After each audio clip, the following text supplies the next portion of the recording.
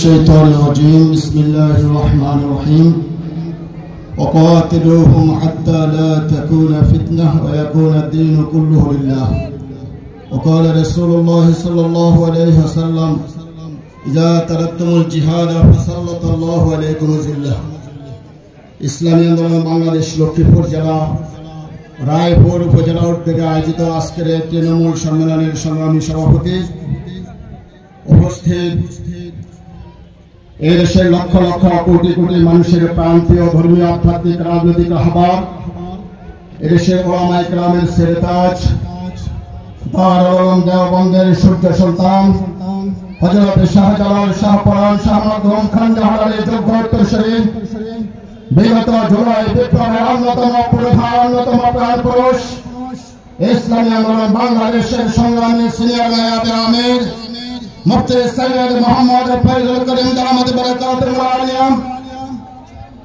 উপস্থিত হযরত উলামায়ে কেরাম আইম্মায়ে কেরাম ফুকাহায়ে কেরাম হুজ্জাতে কেরাম তোলাবায়ে কেরাম তরুণ ছাত্র সমাজ যুব সমাজ রায়পুরের সর্বস্তরের সংগ্রামী তাওহীদি জনতা এবং সংগ্রামী মিডিয়া কর্মীবৃন্দ মহান আল্লাহ তাআলার দরবারে শুকরিয়া আদায় করছি যিনি আজকে আমাদের এই সীমিত পরিসরে এই গুরুত্বপূর্ণ সমাবেশে যোগদান করার সুযোগ দান করলেন শুকরিয়া আদায় করে পড়ি আলহামদুলিল্লাহ।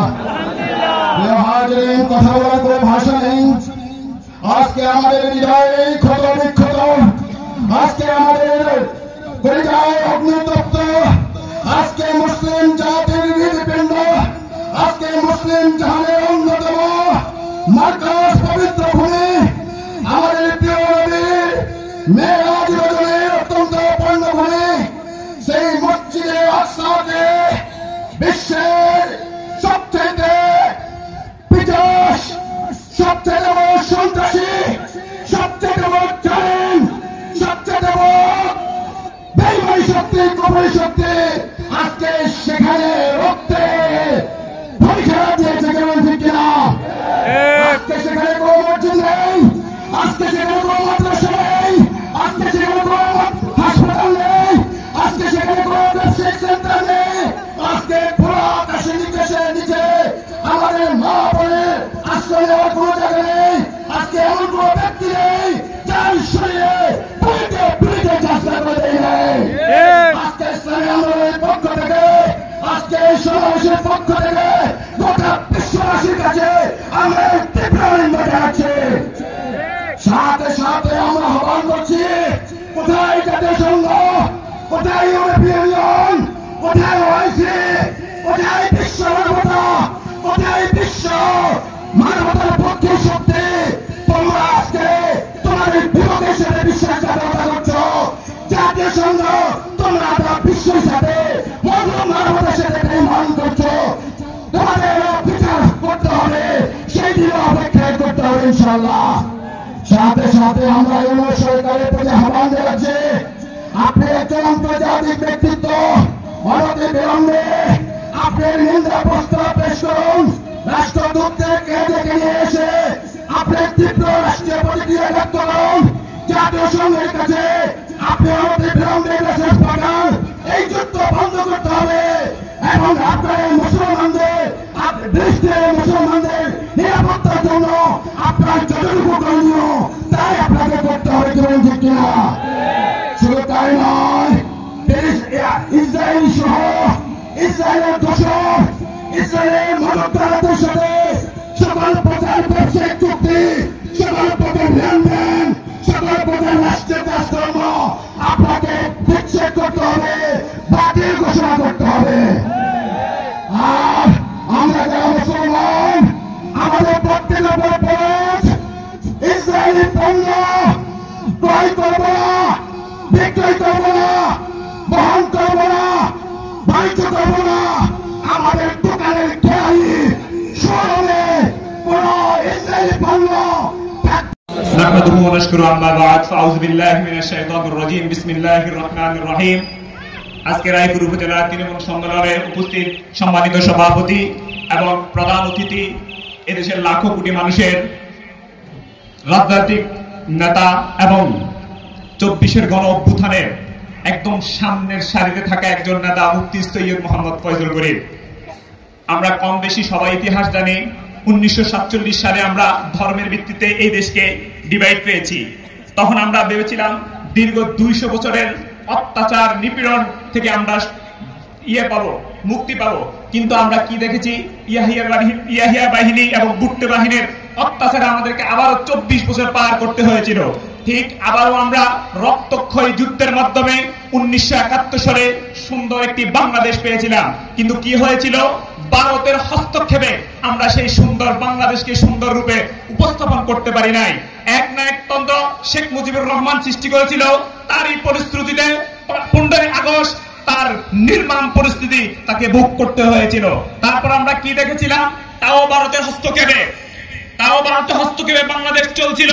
প্রায় 53 বছর বাংলাদেশ ভারতের হস্তক্ষেপে চলতে চলতে আমাদেরকে অপমান অপদস্থ, আমাদের অধিকারগুলোকে বিলীন করে দিয়েছে। ঠিক আবারও 2008 সালে শেখ হাসিনাকে ভারতের কঠিন হস্তক্ষেপে আবারও ক্ষমতায় আনা হয়েছিল। 8 সালে ক্ষমতায় আনা হওয়ার পর তাদের দীর্ঘমেয়াদী পরিকল্পনা ছিল এদেশের আলেম সমাজের উপরে, এই দেশের মুসলিমদের উপরে, এই দেশের কঠিন দেশপ্রেমিক সেনানায়কদের উপরে। তারই ধারাবাহিকতায় 2009 সালে তারা তাদের একটা প্ল্যানকে বাস্তবায়ন করেছিল, সেই আমাদের দেশপ্রেমিক সেনাদেরকে মেরে ফেলে। 2013 সালে তাদের ওই পূর্ব পরিকল্পিত আলেম বিদ্বেষী 2013 সালে তারা সেই জিনিসটাকে অপরিকল্পিতভাবে বাস্তবায়ন করতে পেরেছিল। ঠিক সেই মানুষের যেই অধিকারকে রক্ষা করার জন্য আমরা 1947 সালে দেশকে ডিভাইড করেছি, ঠিক সেইভাবে মানুষের অধিকার বাস্তবায়ন করার জন্য 1971 সালে আমরা রক্ত দিয়ে, ইজ্জত দিয়ে, বোনের স্বামীকে হারিয়ে, ভাইকে হারিয়ে 1971 সালে আমরা বাংলাদেশ পেয়েছি, কিন্তু আমরা শান্তি পাইনি। ঠিক সেভাবে আমরা 2024 সালে সুন্দর একটি বাংলাদেশ গঠন করার জন্য আমরা ছাত্র সমাজ গুলির সামনে বুক পেতে দিয়েছি, আবারও কারো রক্ত চক্ষুকে ভয় করার জন্য নয়। যদি কেউ আবার রক্ত চক্ষু দেখায়, আমরা তার রক্ত চক্ষুকে উপড়ে ফেলে দিব ইনশাআল্লাহ। কেউ যদি আমাদেরকে আবার সেই স্বৈরাচারের ভয় দেখি আবার ক্ষমতায় কেউ যেতে চায়, তার হাতকে আমরা ভেঙে দিব, তার পা আমরা ভেঙে চড়া করে দিব। ডিজিটাল বাংলাদেশ আর দেখতে চাই না, কোন সবুজ বাংলা দেখতে চাই না, এবার হবে ইসলামের বাংলা। পীর সাহেব জামানের নেতৃত্বে এই বাংলাদেশে ইসলামের নেতৃত্বে আমরা জয় জয়কার দেখে দেব ইনশাআল্লাহ। তার প্রমাণস্বরূপ আজকে এই 5 টার্মিনাল রায়পুরের মানুষ দেখুক, লক্ষ্মীপুরের মানুষ দেখুক, পীর সাহেব জামানের ইসলামী আন্দোলনের নেতৃবৃন্দ কেমন আছে। এটা বেশি আছে, শ্রদ্ধা বেশি আছে, কোন দল নয়। আপনি ধরবেন, এটা উড়িয়ে যাবে। এটা ইসলামী আন্দোলন বাংলাদেশ হাঁটি হাঁটি পা পা করে দীর্ঘ 34 বছর পর আজকে আমরা এই অবস্থানে দাঁড়িয়ে আছি। অতএব কেউ যদি আমাদেরকে রক্ত চক্ষু দেখায়, আমরা কি পারবো না তার রক্ত চক্ষুকে উপড়ে দিতে? এই দেশের 20 কোটি মানুষকে সাথে নিয়ে আমরা এই দেশে ইসলাম কায়েম করবো। কে কে রাজি আছি? আমরা সবাই আগামী নির্বাচনে হাত পাকায় ভোট দিয়ে পীর শেখ জামানকে সংসদে নিয়ে এই দেশে একটি গণবিপ্লব জোয়ার সৃষ্টি করতে চাই। আমরা স্পষ্টভাবে বলে দিতে চাই, চাঁদাবাজি করবা করো, আমরা চাঁদাবাজির বিরুদ্ধে কথা বলবো, আমাদেরকে হুমকি দিবা। তোমাকে এত বড় সাহস দিয়েছে কে? আমি এই দেশের নাগরিক, তুমি চাঁদাবাজি করো যদি গলা উঁচু করে কথা বলতে পারো, আমি সেই চাঁদাবাজের বিরুদ্ধে কেন গলা উঁচু করে কথা বলতে পারবো না? আমি কি এই দেশের নাগরিক নই? এজন্য স্পষ্ট বার্তা এখান থেকে বলে দিচ্ছি, কেউ কোনোভাবে এই দেশকে নষ্ট করার জন্য যদি আবার চাও, তোমাদেরকে হুঁশিয়ারি দিয়ে দিচ্ছি। সর্বশেষ বলে দিতে চাই, হে আরব বিশ্ব তোমাদেরকে বলে দিই, হে পশ্চিমা বিশ্ব তোমাদেরকে বলে দিই, গতকালকে আমরা ফিলিস্তিনের পক্ষে ছিলাম, আজও আমরা ফিলিস্তিনের পক্ষে, আগামীকাল ইনশাআল্লাহ আমরা মুসলমান ফিলিস্তিনের পক্ষে থাকবো ইনশাআল্লাহ।